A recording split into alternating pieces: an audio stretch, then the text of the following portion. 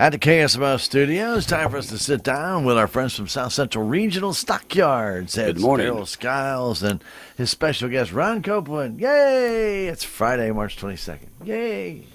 Good morning. Yay! Good morning. Yay! Yeehaw. It's great to be here. It's a beautiful, beautiful morning out There there. we go. Spring, Now we're ready. spring is officially here now. I said it was here first day of trout season. Oh, yeah. Officially. But great morning. Good morning. Beautiful out there. It Grass is. is growing. Cows are Grass is growing calves. too fast. Great already. weather. Yeah. Well, I don't know of any farmers that would. No, I'm not that, talking but- about farmers. I'm talking about but, in-town people got to cut grass. Yeah. I've already seen two neighbors cut it twice already. I'm I like, see I haven't that. got my first one in. It may, Of course. it may be a little early, too, for some of these fruit trees that are trying to bud out and bloom. They're going to get bit, I'm Matter afraid. of fact, But next week we're talking about 20s for Uh-huh. lows. yeah, well, you know what? Generally, you can have these things early spring and so on, and in the end, it'll still come out to somewhere around at least the first or second week of April before there's really enough warmth and grass here to turn cattle out and be able to forget feeding hay. I'm still feeding hay myself, and the cows enjoy it, and as long as they'll eat it, why, I'm going to keep feeding it to them until that grass gets here. But it's the grass is green and growing. The feeder cattle market is working Green higher. and growing. Yep, it's working higher all the time. And you know what? It's a good time to be in the cattle business. There you And go. we've had, I'll just highlight a little bit here on the market, and then we'll get to special guest Ron Copeland. I do appreciate Ron coming in to share with us some of what's going on up at Jeff City. I think they're on break this week, so escaping from it a little bit, but I've drug him out of that recess a little bit for today to jump in the fray here and stuff. And Ron's got lots of stuff to talk about and share with us here today. I'm just here to enjoy the day and There try you to pass go. on information that people can know what's going on in Jeff City is Yeah. basically what I'm trying to do. So Yeah. So anyway, we had a great sale this week again.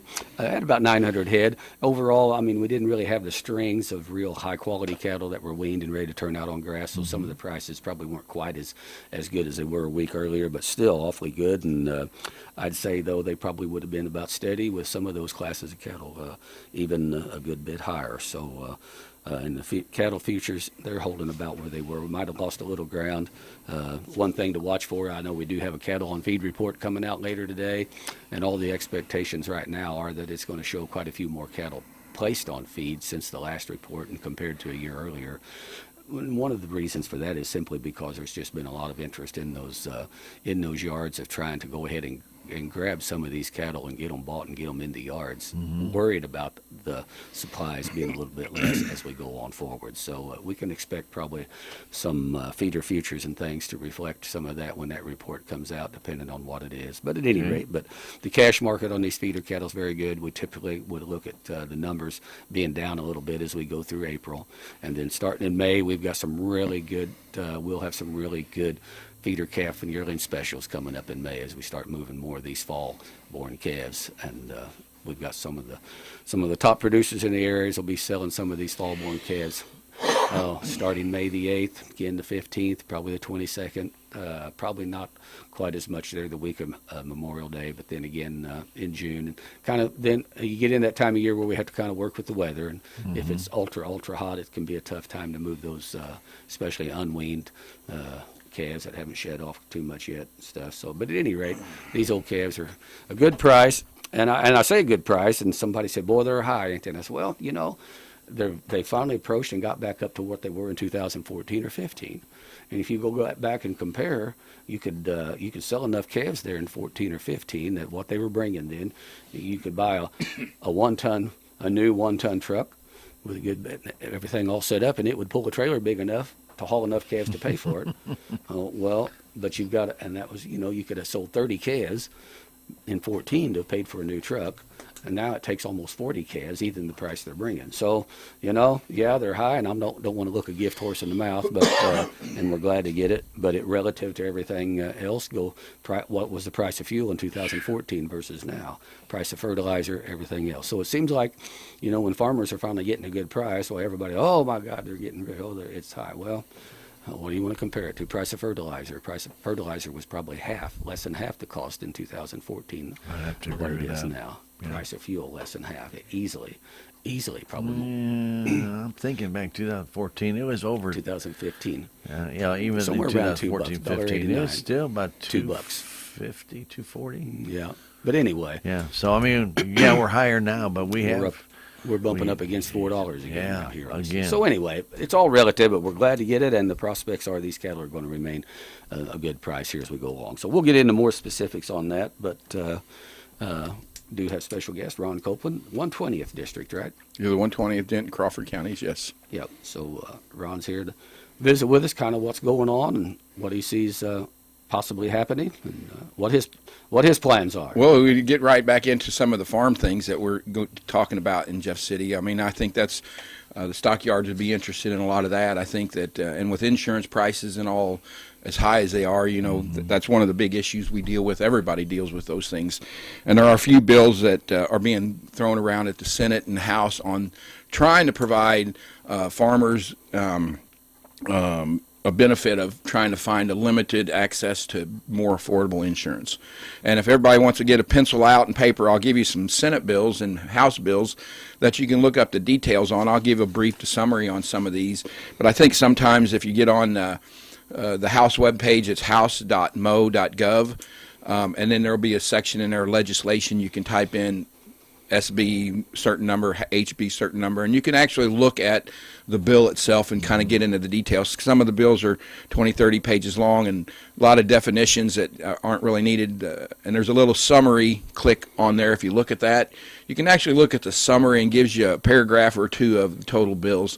I mean, that's kind of how I get a lot of them, and then get into the nuts, read the whole thing. You find all the details. Sometimes the summary is just a brief summary and there's things in there, but one of the things I think that's being pushed at, and I hope we do get passed, is, and that'll be Senate Bill 925, and that's by Senator Sandy Crawford, and House Bill 2082, and that's Representative Curtis Gregory.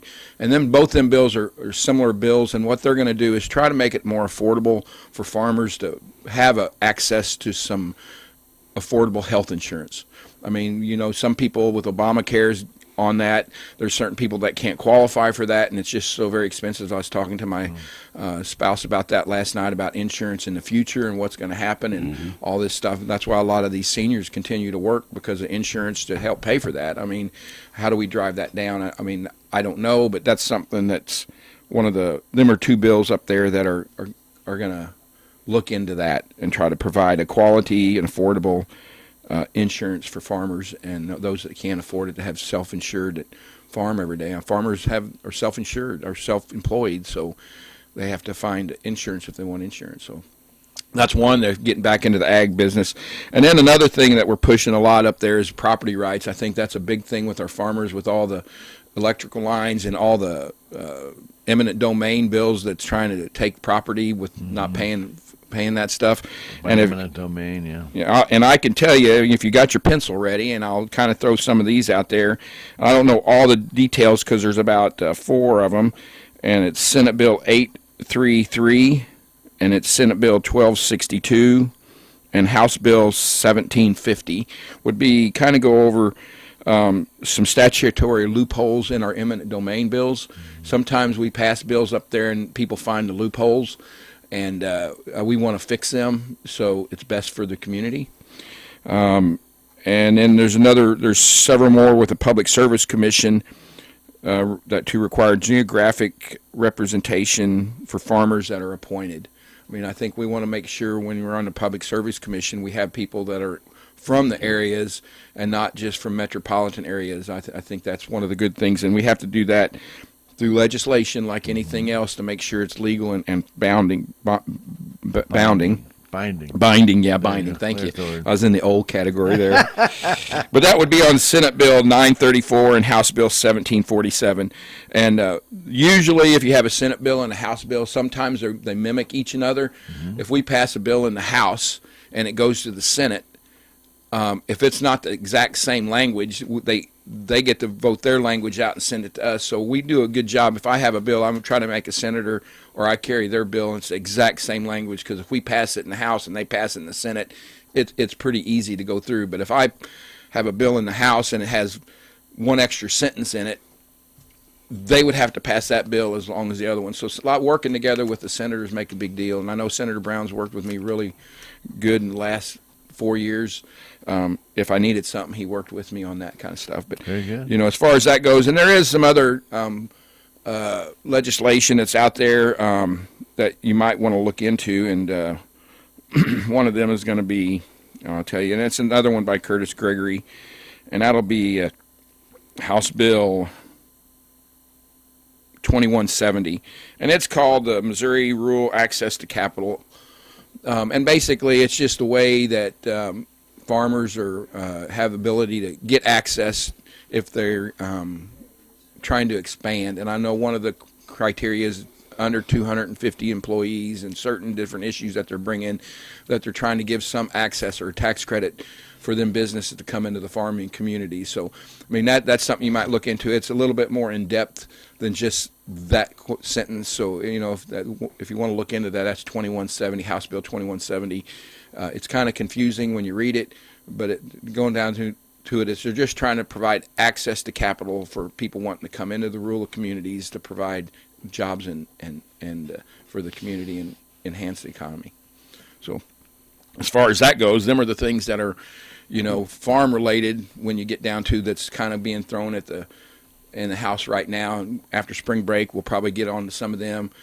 I think one of them may be voted on after spring break, which will go over to the Senate, and we might be able to see some things moving along. In your past experience, when you see these farm bills come up, and, you know, obviously you have a lot of representatives from cities that just may not quite understand why that bill needs to be put in there. Who educates those people as to the need for this? Because, you know, obviously they don't understand it because they can't. They're not experiencing it. And these farmers out there are struggling, and they're in the city, and they don't see this. All they see is they go to the store, and there's still their groceries. They still see their meat. They think everything's fine.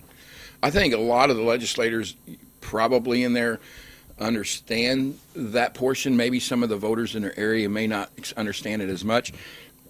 I know I was on a committee and a fish gigging got brought up, and one of the St. Louis representatives had no idea what gigging was, right? Mm-hmm. So, you know, that's how far you're exactly right. They don't know what our farming communities do and what we do in our rural areas. So sometimes you have to educate them, you know, and I get into one of the bills that I've been carrying for the last 3 years, and that's the natural resource bill, timber sales and natural resources in the state. They don't realize that's happening. Most, you know, there's 8 counties that have 20% of the land that's owned by the federal government or state government right at 20%. Mm-hmm. 8 counties. So there's 114 counties. So I've got what would that be? 106 county that I have to educate on saying this is what's happening in our area. And every time I presented that natural resource bill to anyone, they think it's not fair and it needs to be taken care of. So just the process of educating 18 in a committee, another 18 in a committee, another 18 in a committee, and then once that happens, that's when you get try to work it through. Now, if there's 1 or 2 senators that don't like it, guess what? You're kind of beat. I mean, we've got a lot of bills that 1 or 2 people in the Senate don't like, and it just gets squashed. So basically, you know, what I'm hearing, if I'm interpreting what you're saying correctly, the more educated or the more maybe experienced that your representative is or your senator is, they're going to probably be familiar with some of what you're talking about. But those newly elected representatives or maybe senators, they're going to be totally kind of out in the dark because they've got a lot of education to catch up on. There is a lot of education to get caught up on them, and it's one of those things that I've learned a lot, good and bad, right? I mean, I'm not saying that bad, but well, you had some eye-opening experiences. Very, I'm sure. very eye-opening. And you know, I was at a chamber meeting the other day in Steelville, and we got to talk. They asked me to speak, and one of the things I told them, I said, you know, through my 32 years of public service, 28 as a trooper, I feel my legacy is that I made it. I feel my identity as a trooper, and giving back the 4 years as a representative is giving back and trying to see what I could use that experience to take forward. And you just learn a lot, and there's a lot of things that are involved in politics that people see on TV and don't know, and you know, we'll get to that at the end of the show, so everybody sits and listens, right? Yeah, there you go. But you know what you're talking about there, both of you. I think you probably have found that sometimes you and I know there's urban legislators that you know and become friends with. Obviously, they may not be the same party, whatever, it doesn't matter. But you've probably at times have had to say, okay, explain to me why this is a deal for your, that you're pushing. Why is it? I understand. Evidently, this is important yeah, I for mean, the it's- city and urban, and vice versa. I know some of those that have said, okay, explain to me what the deal is with this, and I know some of them reach out to the rural legislators, say, okay, educate me about what. I think one of the this biggest is. things we fight, as far in what I see, I mean, besides your Republican, Democrat ideology issues, is when you get into schools and how they function in our rural areas, our public school educations, I think, do a phenomenal job on educating and keeping our social issues out of the school. I mean, but when you get into inner areas, they try to pass legislation that doesn't affect us, but they pass it for the whole state, So you get into them are the kind of things we got to educate. We don't have them problems, they do. And so do we vote on to fix their issue, but it'll affect ours? I mean, they're talking about expanding ESAs from 25 million to 75 million, charter school in Columbia. I mean, so we're pushing more money to other areas of education when, if we work on what we have. I mean, I'm a pro public school because I've been on the school board, and they do a phenomenal job if you have good board members to say you can't do that and do that. And engage parents, And, who elect and that's good the board biggest members, thing. and That's right. and work Well- to make your school. That's one thing I've had about when I hear them talk about, well, the people that they have a failing school district and it's no good and stuff, then they ought to be able to get money to take it. And I see the side of that argument, but on the other hand, I see an argument. I mean, you spent several years on school board. I spent 20 years on school board. It was broke when I went on the board and failing and miserably in education. But, I'll tell you what, we went to work. Our school had burned to the ground in the meantime, and before I went on. But anyway, and when I left, I was pretty proud. We were accredited with distinction in performance. We're doing a great job of educating our kids. We'd built back. We had added on twice without having to raise tax levies or anything. And we had a fund balance of about 33%, which was phenomenal. A little over $1 million, but by golly, it took a whole bunch of board members. Parents rolled up their sleeves, went to work. Board members, we met till 10, 11, 12, 1 o'clock, 2 o'clock in the morning, getting work done to make it a better school. And some of these places, they just want to throw up their hands. Oh, give us some money. We're going to do something else. I think that's the biggest problem I see in government as a whole, and I'm not bashing, is so many people expect the government to provide for the basic needs. I mean, and this is, I don't want to say this kind of is upsetting to me as a Republican, and I vote me less taxes, less regulations, and then I got people coming in my office wanting $3 million for a business to start, right? Which I'm okay, show me how that's going to be, but if they get that money, they got that money several years ago, and now they're back again wanting 1.5 million. And I'm to the point of saying, I want to help businesses get started and thrive, but the government shouldn't continue to have to pay to keep your business going. And once that happens, it's not a capitalist system. The government's picking and choosing who's going to survive. And I actually told them, I said, I don't understand. You got this much money from the county and from the ARPA funds, and this wasn't this county, and now you're asking for more. Your plan should have been to be able to sustain that. I mean, and it's just, I was listening to the radio about Holly and Schmidt, how they're up there fighting not the federal funds are being taken in, spent on things that aren't federally funded. I mean, so I just don't know how to stop the government from saying, hey, here's $1 million to build your building when you as a radio station had to build the building, build your business up without government paying money. I will fight for money, and I think I did. Our local hospital, they were needing some capital improvements, and that is, to me, the hospital provides a service to the whole community. It's a tax-based, Democrat, Independent, Republican. It doesn't matter. It's a service that's provided. I think that's something that the government should help continue to thrive. I mean, specialized business come into town that has a business somewhere else that wants money. Is it for the community or is it for the business? And I mean, that's where you have to fight that. Had a rep the other day said he wants $5 million for Missouri Extension so they can build a firefighter thing. So he's a firefighter. Does that benefit? How does that benefit the state? I mean, at what point is the government not supposed to intervene? And I think our government intervenes a lot more than they should. And somebody's got to pay for it. And we do pay for it. I mean, that's the problem is, I mean, every tax that gets taxed, we're paying more money. Inflation's higher, taxes higher.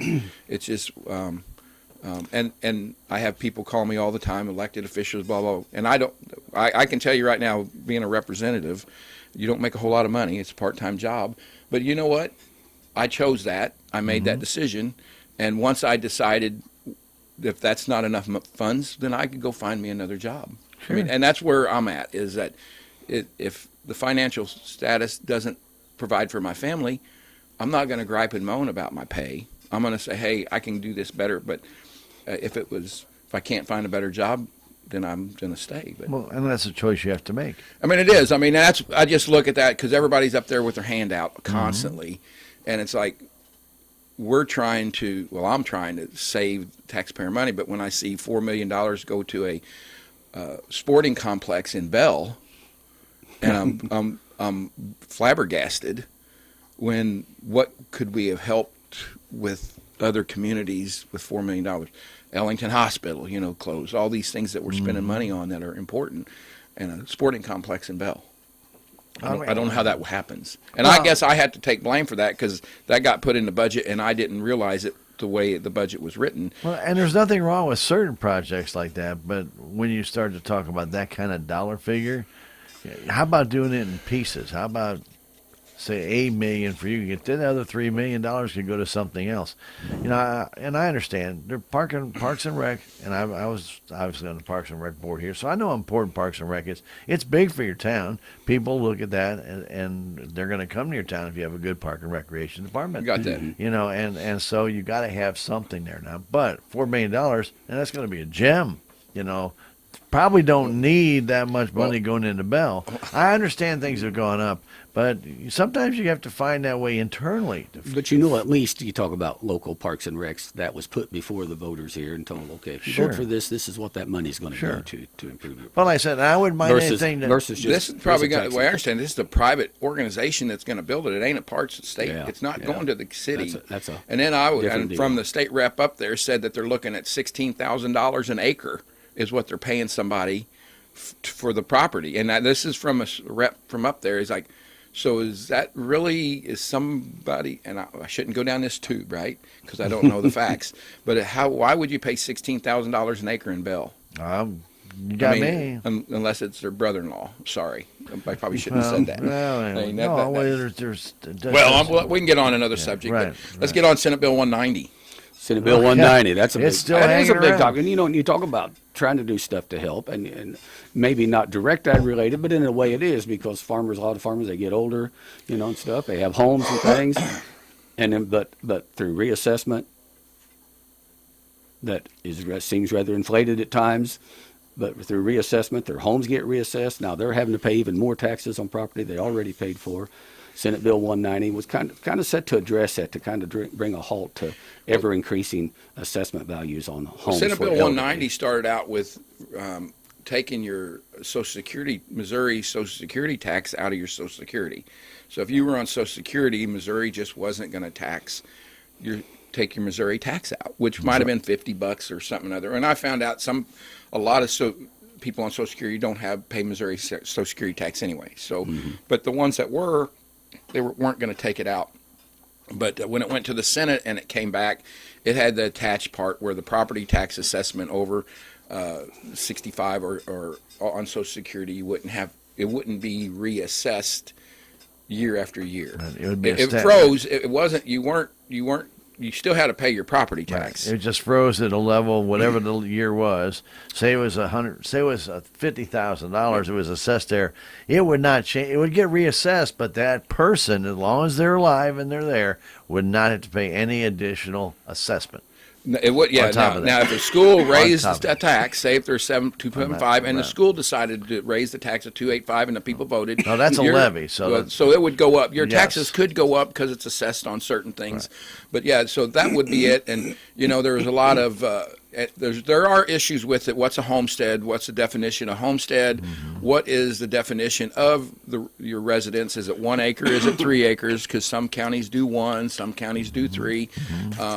And if I'm 65 on Social Security and my wife is not, and I pass away, does she get the same? Does that assessment stop? I mean, so I got to give, the fact is, our commissioners did have a uphill thing about not knowing the definition, right? So I'm not going to throw them under the bus for not doing anything. But at the same time, there are counties that are implementing it because the county commissioners are taking on themselves. They were elected to make them decisions and to represent the people, so they can, and in my opinion, and I'm not, like I said, there's a lot of issues that need to be addressed.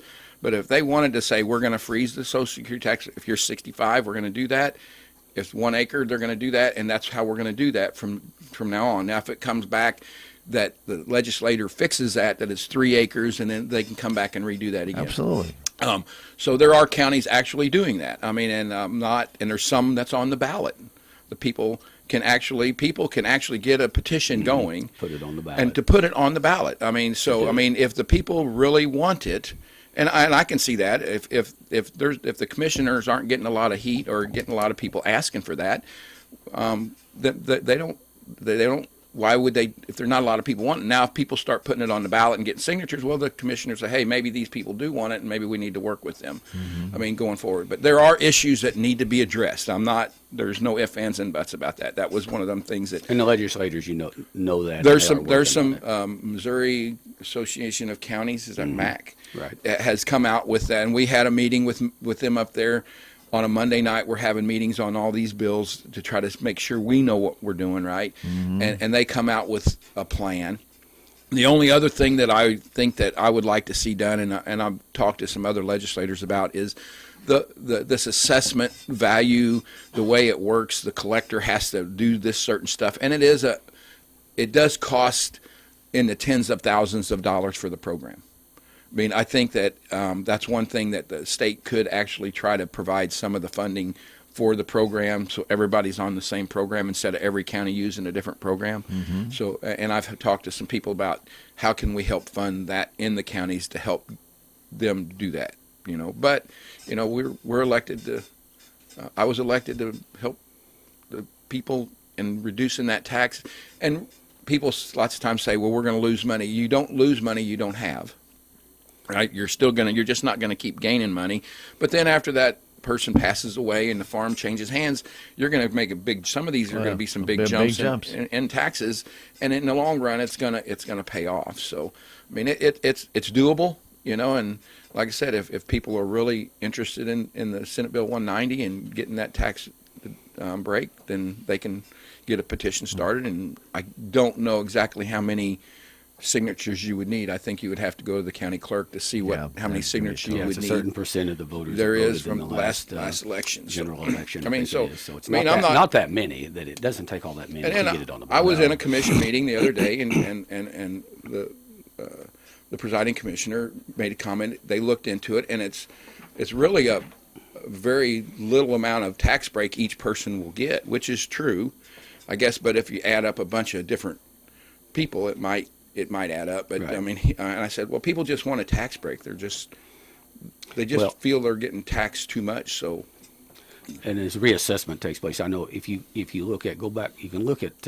and you can talk to some people that have sold properties in, say, Colorado or California. One of the things that happened to them was, especially older people, as properties kept selling and selling for ever higher prices, they found they were literally, through the reassessment of their own properties, taxed right off their farms. Many of them, like on the Front Range of Colorado, I know that's been a big issue all out there, the whole, Colorado Springs up to Denver and Boulder and all up through there, the ever increasing taxes, and people, I had an aunt and uncle that lived in Colorado, and they lived in eastern part of Denver suburbs, but they found they couldn't afford to live there just because of the taxes and the things, and they moved to just a little small town way up in the under the Grand Mesa up on the little town called Cedar Ridge up north of Montrose, and it was because of some of that very stuff, just the tax thing that was happening in the area where they were at, that they needed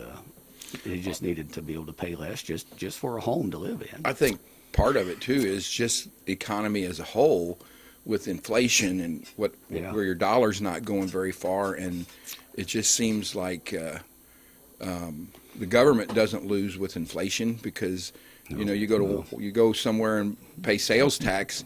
You're instead of the $100, you're paying $200 for the same stuff you paid for 5 years ago, but the tax is still whatever it is in Salem. So the government's getting their percentage of the sales tax, and everything goes up. And we have to have the stuff we normally buy is what we have to have. It's hard to, so there's hardly any savings, I would say, as much as what there was in the past. Well, because as inflation goes up, the cost of operating the state or the county, it does, or what have you, goes up as well. I know that from past experience. I mean, so it's one of those things that's really hard to, and you can't make everybody happy. I found that out. Yeah, isn't that the truth? Yeah. So, but no, it's all good. Kind of like being on a school board. Yeah. Yeah, but being on the school board, we had 3 people in 9 years show up. I mean, I guess we were doing a decent job on that kind of stuff. I mean, you just have to. I think people they go to work every day.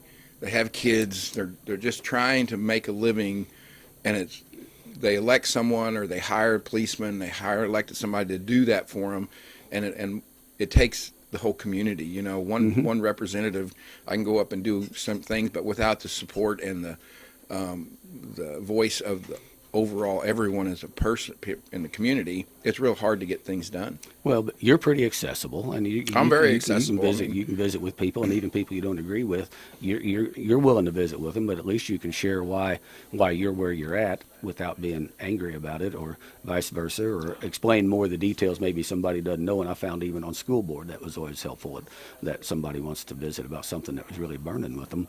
You could generally.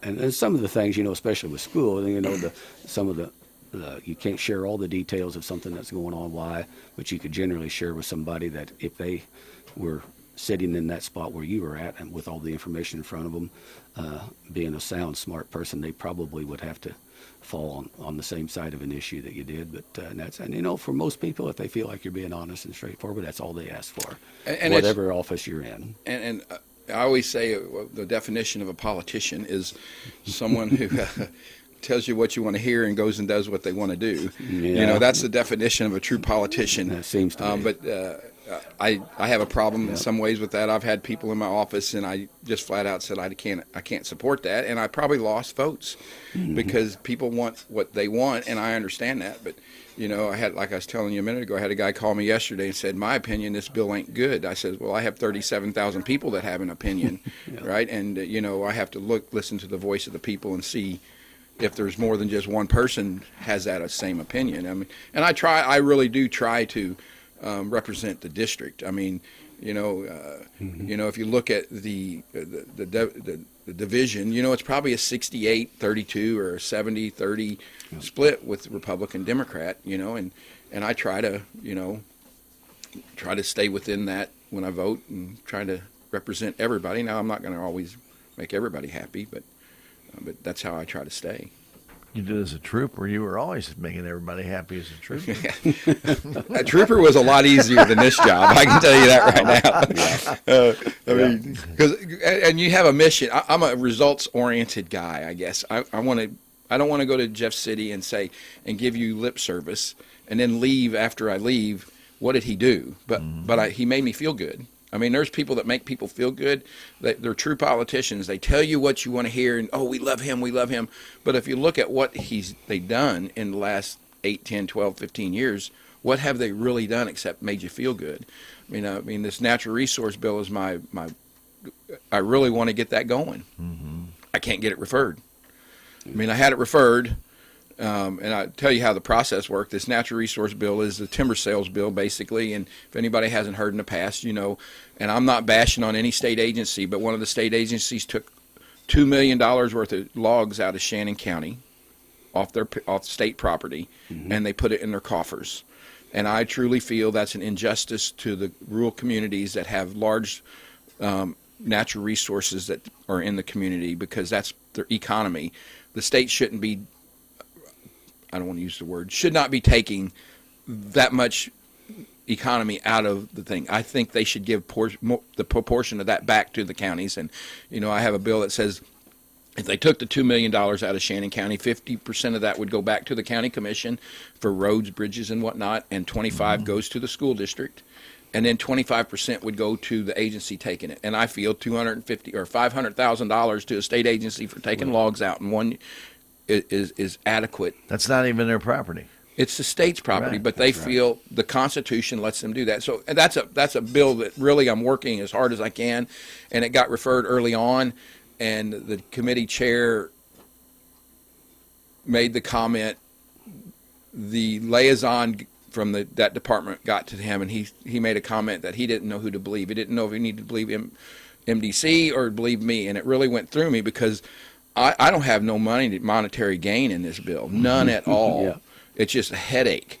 They have millions. Last year they were like $3.5 million worth of timber they took out of the state, and they put it in their coffers. I mean, Well, and first of all, they took public money. The state, they took public money to buy a lot of these properties. well, some and, of it and take them off. they pay no pilt money on Indian trails. Right, they don't pay anything like the taxes back to those. I mean, so Counties, I communities, want to try to state. calm myself because this is very my personal, community is important, and that's one of the most important things I think. State agencies, like I had another bill for license plate bill, and they say it's gonna take $700,000 out of their budget. Well, I look at it as you're charging our citizens $700,000 too much. We have to look at it differently as legislators. Are they taking money they should not be taking? When they say there's a fiscal note, we're going to lose $1 million. Hold on here. But are you taking $1 million or $700,000 from our citizens that should not be taking? And so they go to the Senate and they get my bill killed because, it costs too much money. Well, no, they're not out no money. That's just extra money they're taking from citizens they don't need to take. So it's just a mindset that I even fight state agencies to get what's best for the people. They forget that what they're here to work for us. But when you get to Jeff City, it's them, and then what can the people do for us to make us successful? And I understand they got to have funds, all that stuff. But that's frustrating to me. I mean, but this bill here, I'm trying to get referred to a committee chair that will actually hear it and not, because the chair said, do you just want to file this for votes, basically? I says, I have not filed nothing just for votes. Now, the people want it, right? But that's kind of the political realm up there is, you'll see guys, representatives file 20 bills, right? But they don't care if they ever pass because they just want to make their voter happy and file them, and they love him for filing the votes. And every bill that I filed, I truly, truly, truly have worked as hard as I could to get it through. And I do have two bills that Daryl's going to be happy about. No, one. I actually got the county road speed limits out of committee. All right. So Daryl talked to me about this several years back, 4 years ago, matter of fact. It's taken me 4 years to get this to heard and get out. And basically, if everybody doesn't know, county road speed limits are 50 unless posted. All gravel, chip seal. It's just, so, I mean. On the worst gravel road, it's 50 miles. It's 50 miles an hour, so we as a trooper couldn't enforce that unless it's CNI. So the county commission had to go back and request permission from the state to mark it down to what they wanted. And then they had to post it, which cost the county money. And, them signs would get stolen or shot. So I thought this was a good basic bill to save. And even as a trooper, wasn't it difficult to enforce if you meet somebody to know what the speed limit was? Yeah, because I had to go to the county and I had a sheet of paper that said County Road so-and-so 25, County Road so-and-so 35. So I had to look at what road it was. All over the board. It was. And is it safe to drive on a gravel road that's basically covered with marbles almost to drive 50 miles an hour, curvy, hilly? That was changed, I think, back when they changed the daytime, nighttime speed limits. They just said generically, and I thought that, and they give the counties the ability to do that. Now, a county can do an ordinance with all their county roads, but then the state, we as troopers couldn't go and enforce that. So this way, you're just marking it down to 40. They don't have, if you just say all county roads are 40 miles an hour unless posted, it makes it's safer, It saves money on the county from putting signs up, for them ones. And it would still let us post the county. I say us. The if county you wanted 25, 25, you still could do that. Now, if you had a chip and seal road or a blacktop road, you could put it 55. the county road. You know, if you going out HH, if you guys wanted to pave that all the way out there and make it 55, you can still do that. It's not. It's just kind of bringing it down to make it more reasonable. People can't believe it's 50 miles an hour. So and make it a whole lot cheaper. We wouldn't have to buy, the counties wouldn't have to buy near as many signs. I mean, We'd have to try to post every one. I don't see why I can't get that through. I mean, Yeah, I know. I don't know why it's been so hard. Last year it didn't even get heard in committee. I worked with legislators. There was actually a commissioner that became a state legislator, I think, like 12 or 15 years ago. He was from the western part of the state, and for the life of me, I can't remember his name. And he and I talked about it, and he said, you know what? Because he didn't work on the roads all that much as associates did, but he said, I'll get that done. He said, I'll make that a deal. I'll get that done. Doggone if he didn't die in office like a year or so later. Well, don't say that. I still got a few months left. Well, that deal. But I mean, and then after that, it would come up, and I know Senator Brown had worked on it, and he thought he was going to be close at one time, and then it kind of got lost and stuck on. I think it got stuck on. There's just no something that he money couldn't behind it. follow. It's really not a big deal to most people, and they work on their little issues. Yeah. So, but hopefully that got out of transportation committee. So it's getting voted out. So now I'm going to try to find the transportation bills that it'll fit on. You know, right. And one other one that actually come out of committee is the Dillard Family Memorial Highway. What was that on? Probably 49. No, you know they were on Andy Griffith's show. The Yeah. Dillards from The Salem, Dillards. right? The Darling The family. Darling family. So I've got that. So I had some people ask me that like to honor them, you know, and I said, well, sure. Isn't one of them on the Right. got painted Doug is on- on the I mean, ONCRC. so and Rodney's still alive. I mean, he's so the only one left. So which highway are they looking at? well, I'm doing that looking on? at 19 Oh, yeah. north of B&K Junction because their place is on HH, and I thought that would be seen more than being on Okay, K. cool. So that MoDOT's approved that. It got voted out of committee. So that's the next thing, and that'll get thrown on a big transportation bill. A lot of people name different things throughout the year, and so hopefully we'll get that going. I've already talked to some the bluegrass people here in town, and the car show people were excited. So, you know, if that does pass, we'll have something maybe this summer to raise a little money because it does cost money to put the sign up. Once it's up, MoDOT maintains it. And of course, one of the members of the Dillard band used to sit right here and Oh yeah, Miss Yeah, Jane. that was a DJ. case. That's right. So I done the mean, Tick so and Snake report. That we'll so have to hopefully rerun it'll be someday. it'll if it gets passed, we'll make it an event, you know, to Yeah. get everybody going and maybe do something and maybe even have Rodney come up from Branson. I heard he's living in Branson. So, All right. but Well, I hope you get that done this year. well, them are the two things I think I have faith on. There's some background check thing the patrols asked me to carry that needs to be done for the FBI. But and then the natural resource bill is them are the things that I'm really pushing. I do have one that one of the judges asked me to carry. It's a public safety bill that has a lot of different public safety issues, fleeing from the police, fentanyl bill. I mean, so they put a public safety bill together with probably about 10 or 15 different things on it.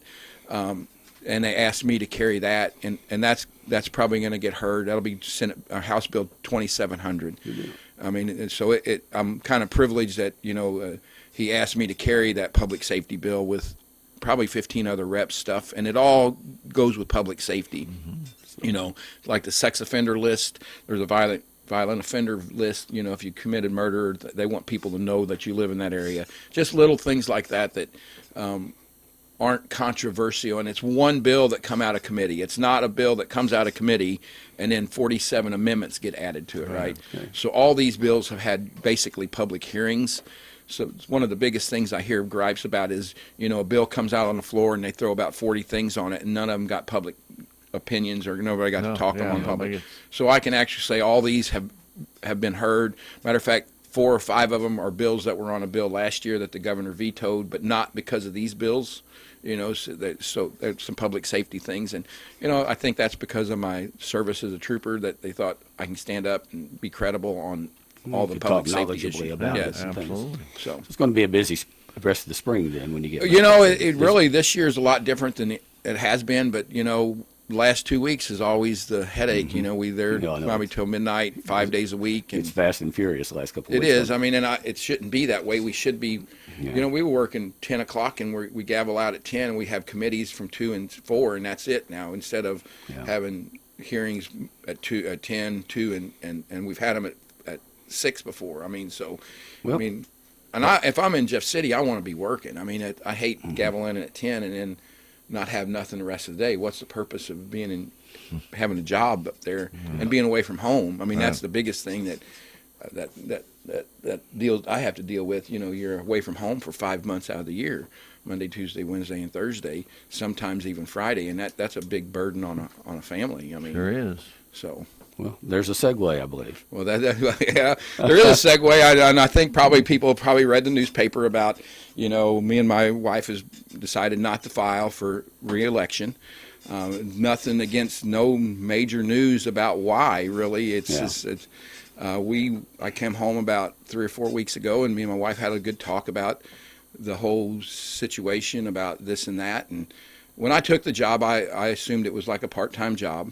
I mean, don't get me wrong, the pay's not great, I mean, for part-time, but I'll get 5 phone calls a day and do these things. Saturdays you go to an event, and you just take so much time away from your family, even when you're not in session. The 5 months you're not there, and then through the summer when you're campaigning, you're constantly campaigning. And most of my focus, if you know me, 28 years as a trooper, was my identity, and I focused on that. And your family always comes second. And when I took this job, it was God, family, and the job.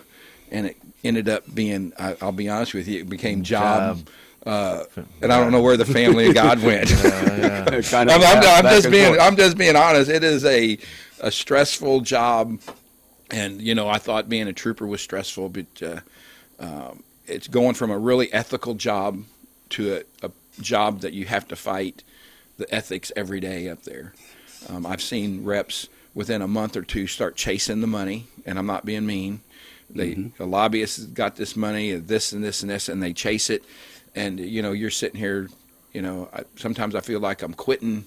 I should be fighting, but my family's probably the most important thing to me. And but at your age, you still got some opportunities to do some things. I got off, I think, financially to help. Oh, yeah. You've done good work. I don't think anybody can fault or quibble. I think everybody's upset up there that I'm not coming back. I mean, but they understand that, you know, financially my daughter's getting ready to go to college. Don't know where she's going to go. I mean, she may go to East Central, but she may go to Springfield. She may go somewhere else, right? Well, that would leave my bride at home by herself 5 months out of the year, doing the wood, doing all that stuff, you know, because we have outside wood furnace. And these are just some of the things that went through at what is important in life after 32 years of public service to this community, not going anywhere. And I still have a lot to offer the community with the knowledge that I've gained. I mean, but there's no big appointments. Everybody comes saying you're getting appointed to this and appointed to that and all this other stuff, and there's none of that. And I, like Daryl and them, I told them several months back, you know, last month they come to me and approached me about taking a position up there in Jeff City full time. And me and my wife prayed about it, and I said, I just can't leave you. The people elected me in November, and then I'm leaving in March. I thought that would have been an injustice to the community. This way, I'm stepping out. You know, have no plans. Just gonna do my 9 months as a rep. I'm still the rep till the end of December, and what comes up in January next year, we'll just see. You know. Everybody thought I was going to run for another elected position. I don't think I'll ever run for another elected position. If you've ever run for an elected position, you know the difficulties and it's the a things. whole other job in itself. It is. I mean, because we all want to please people, and you know, this person doesn't like this. Like I told once on the show, it says first 4 weeks I was up there, I got a memo from a lady in Salem. Oh, you were doing a great job voting on this. A week later, how stupid are you for voting on this? The same lady, right? And I'm thinking, you know, I'm just doing the same thing. It's just it's that. But you know, there's no great reason why. Nothing's really happened. It's just I decided that my family needs to come first. Got to set your priorities. And it wasn't first. Everything we did revolved around politics, and that puts stress on your family, on me, and that's just everything. That's how it is. I mean, there's no great. I don't know. Somebody thinks there's something going on. Nobody knows that. I guess people think, well, why would you get out of something that you're already in? Well, I'm truly not a politician. I really truly feel that. I mean, and maybe that's what we need up there, but it's like You know, swimming I think you upstream. came to the kind of the same point I came to a little over a year ago when we had our county issues settled with sales tax and so on. Good crew ready to go to get to work on the courthouse, and I had some family issues that were getting more pressing all the time. And it occurred to me the time is right. I need to focus on family, taking care of that. And I am humbled. I want to thank everybody who supported me throughout this. It's not that I'm leaving, jumping ship. I have a lot of good relationships in Jeff City, that I'm going to use to help the community a little bit better. Now I'll go up there and beg them for money, right? See what they say about that, right? No, it's like Well, I've appreciated you. I think you've done a great job. We didn't always agree 100%. Oh, me and on Daryl something. always didn't agree. No. We could thrash it out, and that's fine. Me and Mary Ann don't always agree 100% on something either. But that's all life's right. too You've done- short. You just, you Don't- can yeah. always, as soon as you get going, you get so wrapped up in it, you forget about what, like you're talking about family. We're a family and guy go. You're so wrapped up in what you're doing every single day, and you got those outside pressures, and all of a sudden you turn around and you start as a trooper in your 20s, and next thing you know, you're 67 years old, and you're wondering, Wait a minute. where did the time go? What happened to my family? Where's my kids? And that happens that fast. and I see there's representatives up there that's 80.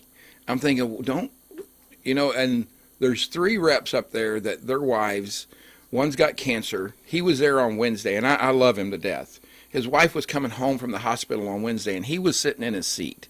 And I said, what are you doing here? Your wife is coming. She had breast cancer or cancers, and she was coming. What are you doing here? There's another rep up there that's got his wife and daughter both have cancer.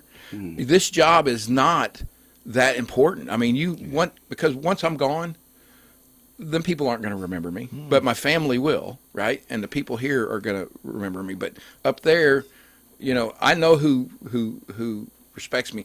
The people that come, who's taking your place? Them people are just more worried about the position, not about me. And there's a lot of them, and some of them don't even come talk to you. I hate to say this, but a lot of the Democrats